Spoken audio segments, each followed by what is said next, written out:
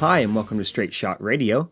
My name is Johnny Slick, and I'm the founder and head coach at Straight Shot Training, a remote personal training company with an emphasis on helping people of all fitness levels feel better, move better, and live better with progressive functional strength and conditioning workouts.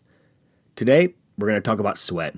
What it is, where it comes from, why we do it, and why it's actually healthy. Along the way, we're going to dispel some myths about sweating and give you some tips for rehydrating and replenishing your body after a sweat-filled workout. But before we jump into this topic, I want to share with you a testimonial from one of our awesome straight shot athletes, Elaine. Elaine says, 15 months ago, after some unmonitored overexercise that led to injury and the possibility of yet another round of physical therapy, I began working with Straight Shot coach Steve Jones. While we're different in age, we are similar in some essential ways. We both like a challenge. He is encouraging and supportive and seems to take great joy when I am able to meet the physical demands his coaching invites. If I make a mistake, he is quick to suggest a way to correct it and is great about showing, not just telling me how it's done. His own level of fitness and instructional Instagram videos show me that his words and his actions match. That inspires me. We work out in my garage fitness center and home parking lot, maximizing opportunities to breathe fresh, unfiltered air. Steve is always on time, masked, and ready to go. Did I mention that I'm about to be 76 years old in less than 2 weeks? Although I have had to accept the normal frustrations of diminishing physical capacity that go with aging, Steve helps me by adapting my workouts that keep me moving despite these limitations. Because he has a thorough, science-based knowledge of the human body's skeletal system and musculature, he knows how to help me get the most out of my workouts. While my aging process continues to present physical, emotional, and psychological challenges, I am better able to meet these challenges because our sessions ground me with a sense of strength and capacity. My knee bends are deeper, my breath more even, my arms and my legs stronger. I'm so grateful to Straight Shot for making it possible for us to have these in-person training sessions. Elaine is an incredible inspiration to athletes of all ages and fitness levels. Straight Shot trainers have clients in their teens all the way up through their 80s with a wide range of fitness levels in there. We focus on creating custom programs to progressively help each person achieve their fitness goals, learn how to move better, feel awesome, and enjoy the process along the way. If you would like to learn more about how we can help you wherever you are, please check out straightshottraining.com. All right, let's get sweaty.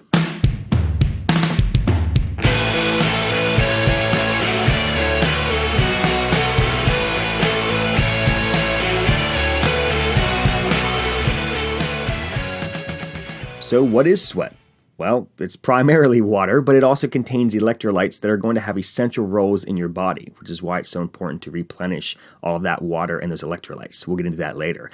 So other than water, your sweat also contains sodium and chloride most abundantly. Those are the most abundant electrolytes that will come out in your sweat. But there's also potassium, magnesium, and calcium that are going to be present in lower amounts in your sweat.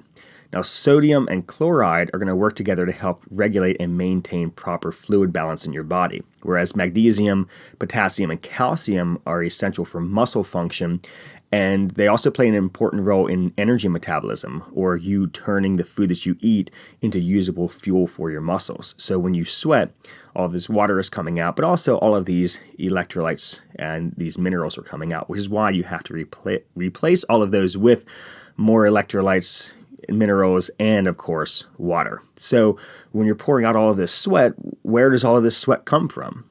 Well, there's sweat glands all over your body. But there's two main glands that produce our sweat, and they're called eccrine glands and apocrine glands. Eccrine is spelled E-C-C-R-I-N-E, and apocrine is spelled A-P-O-C-R-I-N-E. Eccrine and apocrine glands. Now, your eccrine glands are going to produce most of your sweat, especially the super watery kind that pours off of you during workouts. And I mean, I say watery, obviously. There's salt mixed in there, all of the electrolytes I talked about before. There's some protein that's mixed in with your sweat, urea, ammonia. There's a lot of stuff that comes out in your sweat that's a byproduct of your exercise or the mechanical work that you're doing when you are sweating. Now, these glands are all over your body, but they're typically going to be more concentrated in the spots where you get sweatier. Makes sense, right? So if you are a big, forehead sweater, your face just pours sweat when you work out, you probably have more apocrine glands located on your forehead than you do maybe your legs. So legs and like forearms typically are going to have less apocrine glands. I don't know. For me, I think they're pretty evenly distributed across my entire body because I sweat like crazy, especially during certain activities and exercise. We'll talk about why that is later on too. So those are your apocrine glands. Those are the ones that are going to be pouring out sweat that's actually not going to smell like anything. Now, the ones that are going to smell, those are typically your apocrine glands. These glands are larger. They're typically located in higher concentrations in your armpit, your groin, around your chest.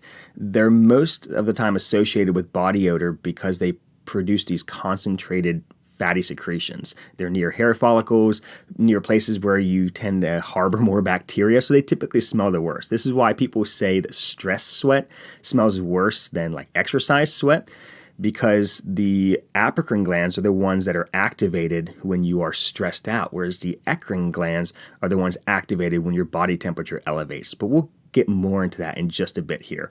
Let's talk first, though, about why we sweat in the first place. So besides just cooling down, there are many reasons why our body starts producing sweat. The nervous system is going to control your sweat related to exercise and body temperature. So movement is going to create this rise in body temperature because you have all of these muscles that are moving, and all of that energy creates heat, and so your body has to cool you down after that to try to get you back to the temperature that it can function at. So your hypothalamus is going to trigger your apocrine glands to start sweating. That sweat's going to get on your skin, it's going to evaporate off your skin, and with evaporative cooling is going to cool your body down to a manageable temperature. And it's going to happen the entire time you're exercising. Keep pouring sweat, keep evaporating sweat, cool the body back to a manageable temperature during exercise. Now, emotional sweat or stress sweat is a little bit different. This is going to come from your apocrine glands. It's not there so much for temperature regulation, but it's there in response to all of the hormonal rises that happen with the adrenaline rush that's there during the perceived threat or impending challenge, or anything's going to trigger the fight or flight response. So that's when the apocrine glands start to sweat, is along with the adrenaline and cortisol rise that happen when you're stressed out. There are some studies that are looking into why exactly those glands are activated more so than the apocrine glands, because to me, just thinking about it, I would think if I was in a situation where I had to run away from an animal that was going to attack me, I started sweating, I would think, well, my apocrine glands should be getting activated because my body is seeing, okay, Johnny's going to start running away from this panther, and I need to start sweating because his body is heating up. But it's not the apocrine glands that are being activated, it's the apocrine glands. And those are not really ones that are going to keep you cool. They're the ones that stink. So is it trying to make me stink so the panther doesn't want to eat me? There's also some studies that show that smelling someone's stress sweat can signal someone else's nervous system in their brain to maybe pick up on the perceived threat. So maybe it was like something in us evolutionarily where we can signal each other through our sweat. When it comes to apocrine glands and these tests done on people finding other people's sweat attractive, like it releases pheromones or something, looking into it, the studies are pretty split on that, whether or not it actually makes a difference. So we just know that emotional sweat triggers the apocrine glands, and why exactly it does that, you pick whatever you want it to be. I'm going to try to smell as bad as possible so that panther doesn't want to eat me because I just smell disgusting. So why do we smell bad when we sweat? Well, you may notice that most of the smell when you sweat is going to come from those areas with the apocrine glands, like I was talking about before. So these apocrine glands, the sweat they produce is actually a fatty secretion that the bacteria on your skin breaks down into these scented fatty acids. So the smell that you're smelling when you stress sweat, or the smell that comes from those high bacteria areas on your body, is really the waste product of a bacteria that's eating your sweat. So technically you don't stink, but the waste products of the bacteria that live near your apocrine glands do stink. So this is why if you haven't showered recently and your skin isn't covered in bacteria, you could do a solid workout or get stressed out, you could get really sweaty and still not smell that bad. However, if you haven't bathed recently and you work up even just a very mild sweat, you can still smell really bad because it's just a matter of the bacteria on your skin and not necessarily your sweat and how much of your sweat is there. Now, one of the purposes of deodorant is it kills the bacteria that are feeding on the sweat that the apocrine glands are producing, in addition to the deodorant being slightly scented. So that's why you put deodorant on your armpits, because there's a high concentration of apocrine glands there, and they are pretty often triggered when you start sweating. And because of it being an area where bacteria can live, it's a body crevice, so that tends to harbor bacteria more, then the deodorant is going to stop the bacteria from being able to stay alive long enough to eat your sweat and then produce those fatty secretions that smell sometimes pretty terrible. But all of this sweating is actually healthy for you. It's actually healthy to sweat. People who can't sweat enough are not able to efficiently cool themselves during exercise. And they risk overheating in addition to having reduced performance in warmer temperatures. So if you can't sweat, you're not going to be able to perform well whenever it's hot out. Healthy people actually sweat a lot during exercise. And I know that seems counterintuitive because typically people think of an out of shape person being super sweaty during a workout, but healthy people can and should sweat a lot in warmer temperatures because they're able to perform a lot of mechanical work with their bodies. And all of that mechanical work is going to raise their body temperature and in turn is going to require cooling. So the more sweat, the better the cooling. The more work they can do in a session, the more work they do, the more sweat, the better the cooling. It just goes in a cycle. This is why some of the fittest people I know sweat profusely during their workouts. And if you can't sweat, couple of things might be happening here. First of all, if you can't sweat, you need to be really careful about exercising in hot temperatures because you can't cool yourself down. But one of the reasons why you might not be sweating is you may be underhydrated, meaning you're not drinking enough water, so your body's trying to hold on to it, or you may not be taking in enough electrolytes, specifically sodium. People on low sodium diets typically sweat less because their body's trying to hold on to it, and they have trouble cooling themselves during exercise. So you should, in the summer, probably be eating a little bit more salt than you do other times of the year when you're sweating less. Now, sweating is not essential to burn calories, so you can lose weight without sweating. It really has nothing to do with calorie burning. People think the more you sweat, the more calories you're burning. Now, obviously, if you're exercising, yeah, you're going to be burning more calories, but sweating sitting in a sauna is not really going to burn that many more calories than just sitting down somewhere. So the only reason you need to worry about your lack of sweat is that if you can't cool yourself down during your workouts and you end up overheated. If you live in colder temperatures or you exercise in a gym or an air-conditioned house and you are not about to pass out by the end of the workouts because you can't cool yourself down, it's okay that you can't sweat. It does not mean that you are not burning calories just because you aren't sweating. Now, with all of that sweat, how do we properly rehydrate after a heavy workout where you're going to be sweating a lot? Well, since sweat is a mixture of water and electrolytes, you need to get a mix of those back in after that workout where you sweat a lot.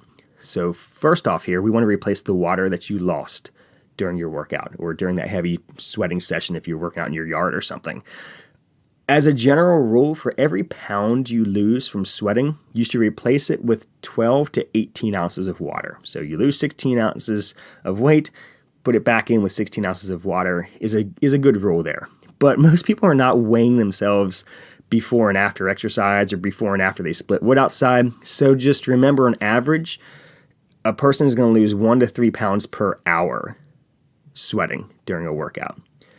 It, depending on how heavy of a sweater you are, is going to be whether you're losing a pound or 3 pounds. So post-workout, you probably need 12 to 36 ounces of water to rehydrate, possibly more depending on how hydrated you were at the start of your workout. So here's where thirst is a good indicator. if you drink a full bottle of water and you're still thirsty 30, 45 minutes later, you need to go drink some more water. Our bodies are telling us something with these thirst triggers. Now, along with that water, you also need to make sure that all of that water coming in is in balance with the electrolytes.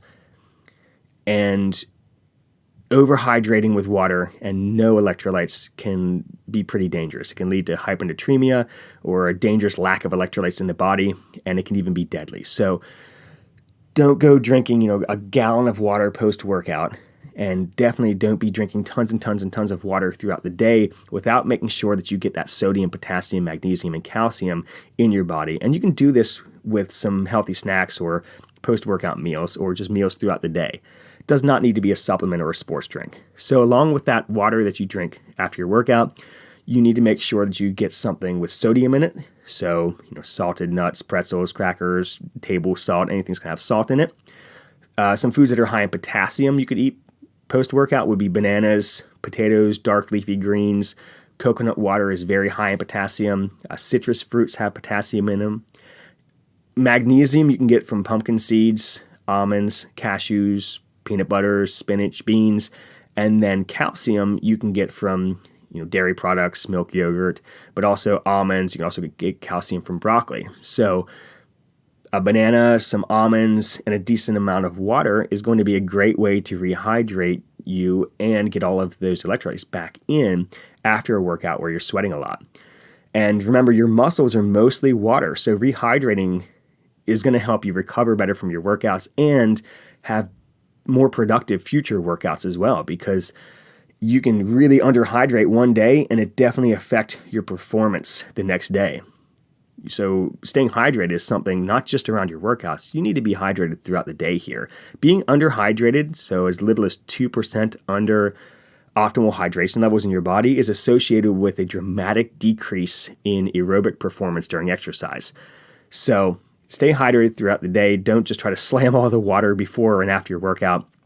Keep drinking water throughout the day and eating foods that are high in these minerals throughout the day, and it's going to help you out with your exercise.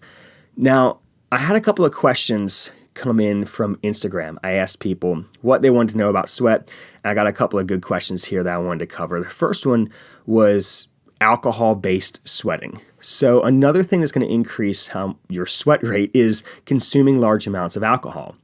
The reason this works is because alcohol speeds up your heart rate, it dilates your blood vessels, and these are things that also occur during physical activity. So it's kind of like tricking your body into thinking it needs to cool itself down, so you just start sweating. Your Apocrine Glands start pouring out sweat to try to cool you down, and who knows, maybe you're also stressed. If you're stress drinking, then your Apocrine Glands are going to start sweating all of this stuff out too. Now, people often think that you can sweat out alcohol, and it is true that a small amount of alcohol does come out in your sweat, but the overwhelming majority of alcohol is going to be removed from your kidneys, removed via your kidneys and your liver.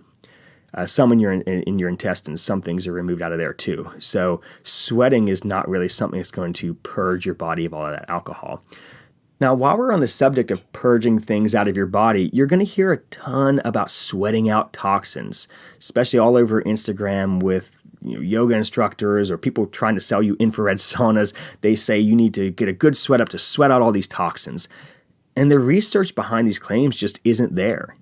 Your liver and your kidneys are going to detoxify your body as they filter things coming through. And as long as you have a healthy liver and healthy kidneys, they're going to do their job. So as for detoxing through sweating, just have a good diet full of vegetables and fruit, have good hydration practices, and exercise on a regular basis. And this means you're going to have a healthy liver and healthy kidneys and a healthy body that's going to do its job of detoxing you on a daily basis. Dr. Charles Smith from the University of Arkansas for Medical Science says you cannot sweat out toxins from your body. Toxins such as mercury, alcohol, and most drugs are eliminated by your liver, intestines, and kidneys. By forcing your body to perspire through heat exposure or heavy exercise, you can actually cause your kidneys to save water and hang on to any toxins that may be circulating in your system. So you may actually be doing the opposite if you try to exercise a ton after a heavy night of drinking. You really need to hydrate well after something like that, because you need to flush that stuff out of your body by filtering it through your liver and your liver and your kidneys. So I know you've heard that infrared saunas and hot yoga classes can help you sweat out toxins, but I just haven't seen a consensus of studies that agree with this. And in fact, some of it in the opposite direction. You can dehydrate yourself by sweating too much, and it makes it harder for your body to detox itself if you're dehydrated. The next question that we had coming from Instagram was, can you run out of sweat while working out? And this one actually, when I researched it, surprised me, because I thought that at a certain rate you get dehydrated, and that when heat stroke sets in, that you would stop sweating, because you're going to pass out from being so hot. But it's a little bit different than what I always thought it was, now that we know more about sweating. So it's all going to depend on your size, your physical fitness level, and your hydration level.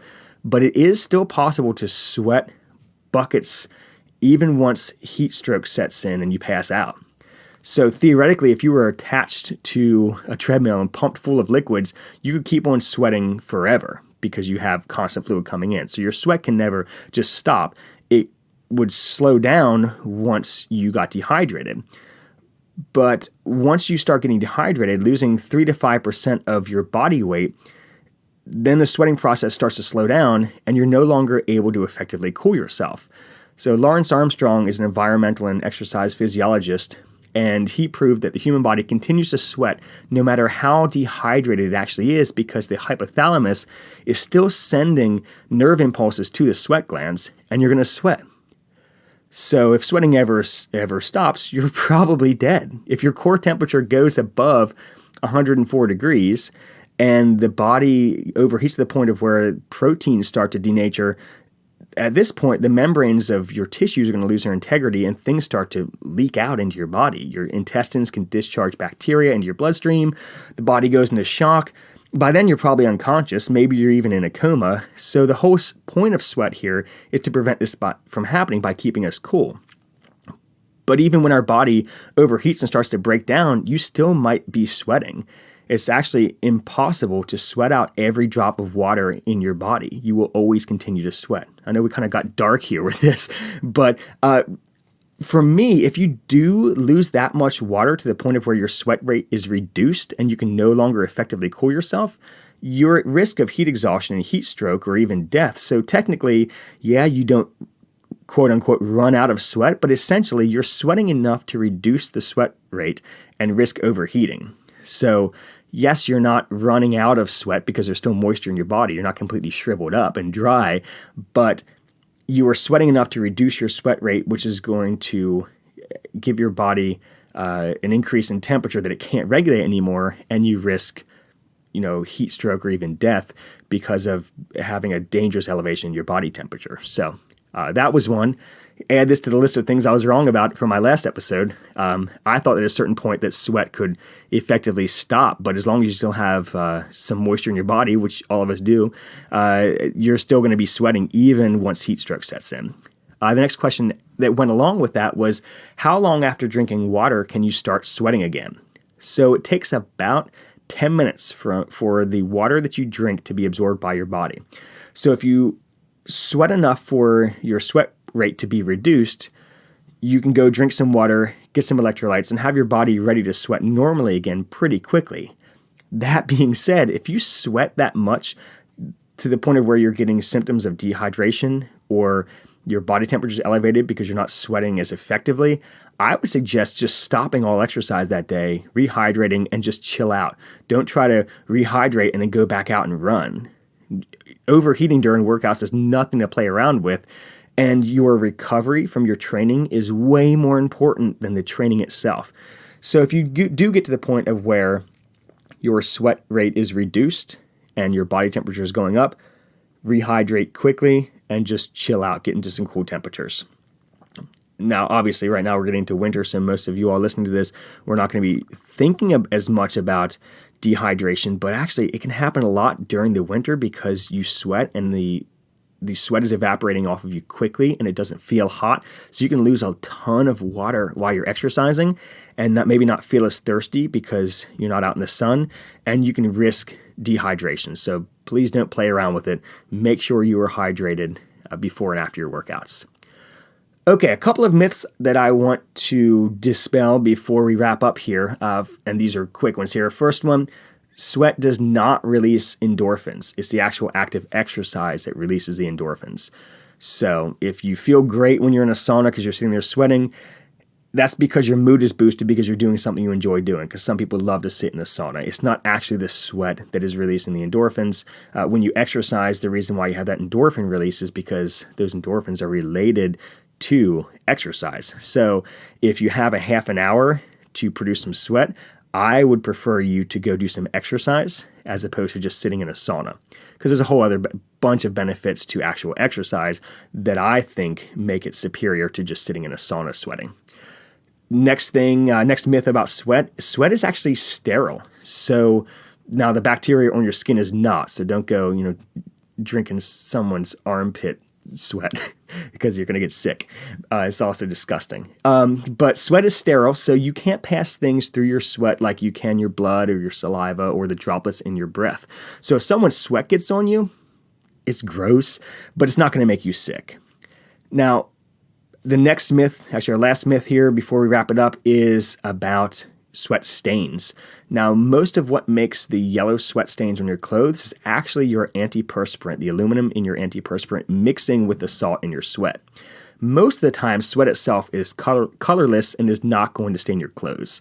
However, something wild that I found when I was researching for the podcast this week was a condition called chrome hydrosis. And this is where your apocrine glands actually create a colored sweat.